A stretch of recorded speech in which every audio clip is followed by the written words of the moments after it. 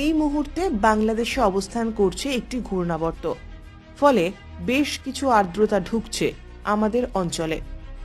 আমাদের অঞ্চলে পাশাপাশি আগামী 4 থেকে 5 দিন সর্বনিম্ন এবং সর্বোচ্চ তাপমাত্রার কোনো পরিবর্তন হবে না। কলকাতার ক্ষেত্রে সর্বনিম্ন তাপমাত্রা থাকবে 17 ডিগ্রির কাছাকাছি, সর্বোচ্চ 27 ডিগ্রি। 2 তারিখ নাগাদ সর্বনিম্ন তাপমাত্রা কমার সম্ভাবনা আছে। 4 এবং 5 তারিখ সর্বনিম্ন 15 ডিগ্রির নিচে যাওয়ার সম্ভাবনা থাকছে। এই মুহূর্তে উত্তরবঙ্গ এবং দক্ষিণবঙ্গ দু জায়গাতেই সম্ভাবনা নেই কোনো বৃষ্টির। আবহাওয়া শুষ্ক থাকবে। এই মুহূর্তে আমাদের রিজনে যে মেন ওয়েদার অ্যাক্টিভিটি রয়েছে সেইটা হচ্ছে যে বাংলাদেশে একটা ঘূর্ণাবর্ত রয়েছে। এই ঘূর্ণাবর্তের জন্য আমাদের রিজনে কিন্তু গোটা ইস্টার্ন ইন্ডিয়াতে উইন্ডগুলো কিন্তু সাউদার্লি থেকে ইস্টার্লি পর্যন্ত অনেকটাই আছে। ফলে ময়েশ্চার আমাদের রিজনে কিছু না কিছু ঢুকছে।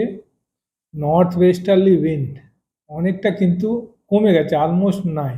যদি এই পিকচারটা দেখেন, বেসিক্যালি উইন্ডগুলো হচ্ছে নর্দার্লি, নর্থ ইস্টার্লি। ফলে আগামী 4 থেকে 5 দিন অ্যাটমসফিয়ার কিন্তু স্টেবল থাকবে। স্টেবল ইন দি সেন্স যে মিনিমাম টেম্পারেচার ম্যাক্সিমাম টেম্পারেচার খুব একটা কিন্তু চেঞ্জ হবে না। আমরা কলকাতাতে বিশেষ করে এক্সপেক্ট করছি যে 17 ডিগ্রি মিনিমাম আর ম্যাক্সিমাম ওই 26 থেকে 27 ডিগ্রির কাছাকাছি কিন্তু থাকবে আগামী 4 দিন এক্সপেক্টেড। 31 অবধি 17। 2 তারিখ থেকে চান্সেস রয়েছে যে হয়তো তাপমাত্রা মিনিমাম টেম্পারেচার গ্র্যাজুয়ালি হয়তো একটু নামার টেন্ডেন্সি থাকবে। 4 তারিখ 5 তারিখ পর্যন্ত হয়তো আবার 15-র নিচে যাওয়ার একটা টেন্ডেন্সি থাকে, কিন্তু বৃষ্টির কোনো চান্স নাই। বোথ নর্থ বেঙ্গল আর সাউথ বেঙ্গলে ওয়েদার কিন্তু ড্রাই থাকবে। আদারওয়াইজ আমরা যদি বলতে পারি যে উইন্টার কিন্তু প্লেজেন্ট থাকবে এখন কয়েকদিন, জাঁকিয়ে শীত এই বছরে আর চান্সেস নাই। অন্যান্য বছরের থেকে এবছর কতটা ডিফারেন্স এই টাইমটা? আমরা যে ডিসেম্বরে দেখি অ্যাটলিস্ট একটা স্পেল দেখি যেখানে যে রাতের তাপমাত্রা নর্মাল থেকে 2-1 ডিগ্রি কিন্তু নিচে থাকে। তবে একটা স্পেল কিন্তু আমরা অলরেডি দেখি। আমরা গোটা উইন্টারে কিভাবে দেখি, 2 বা 3টে স্পেল থাকে ভালো, যেখানে তাপমাত্রা নর্মাল থেকে অনেকটা নিচে চলে যায়। একটা আমরা ডিসেম্বরে দেখলাম।